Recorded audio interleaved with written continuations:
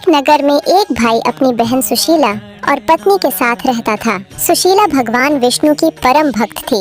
वह हर गुरुवार का व्रत करती, भगवान विष्णु और माता लक्ष्मी के साथ केले के वृक्ष का पूजन करती थी।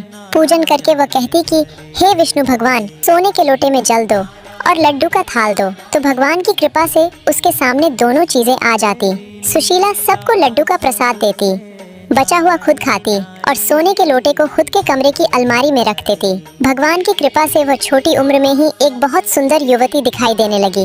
नगर के लोग भाभी को ताने देने लगे कि अरे तू जल्दी से जल्दी तेरी ननद का विवाह कर दे, नहीं तो यह किसी के साथ भाग जाएगी। लोगों के ताने सुन सुनकर एक दिन पत्नी ने अपने पति से कहा कि सुनो जी, या तो आप अपनी बहन का विवाह कर दो या इसे कहीं छोड़ आओ। अब इस घर में या तो आपकी बहन रहेगी या मैं ही रहूंगी।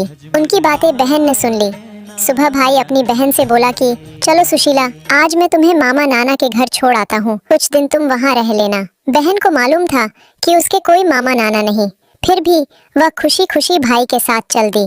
आधे रास्ते में उन्हें विष्णु भगवान का मंदिर दिखाई दिया। भाई ने बहन से कहा कि बहन, रात होने वाली है, हम रात्रि यही मंदिर में रह लेते हैं, सुबह होते ही मामा के घर चलेंगे। भाई ने सोचा कि जब बहन सो जाएगी तो इसको यही छोड़ घर चला जाऊंगा। बहन बेचारी मंदिर के भीतर सो गई, भाई बाहर सो गया। दोनों को गहरी नींद आ गई। सुबह बहन उठी। उस दिन गुरुवार था। उसने तालाब में स्नान किया, पूजा करी, केले के वृक्ष की पूजा करी, तो फिर से उसके सामने सोने के लोटे में जल और लड्डू का थाल आ गया।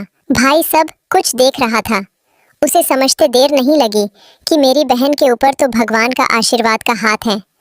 वह अपनी बहन को लेकर वापस घर आया और अपनी पत्नी को पूरी बात बताई। धीरे धीरे ये खबर पूरी नगरी में फैल गई। सब सुशीला की बढ़ाई करने लगे। उसकी भाभी को सहन नहीं हुआ। उसने इसकी शिकायत राजा से कर दी।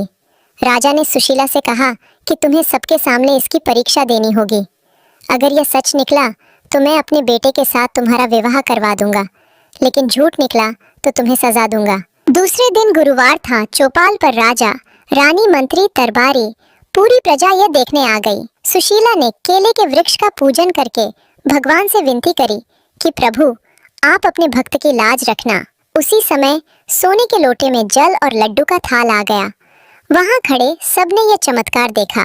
राजा ने अपने वचन के अनुसार अपने बेटे का विवाह सुशीला से करवा दिया और पूरी नगरी में मुनादी करवा दी कि सभी को गुरुवार का व्रत भगवान विष्णु का पूजन और केले के वृक्ष को सिंचना चाहिए। उधर एक दिन भाभी को ननद की अलमारी में खूब सारे सोने के लोटे मिले, तो उसे भी व्रत की महिमा समझ में आई। वह भी व्रत करने लगी। बोलिए विष्णु भगवान की जय।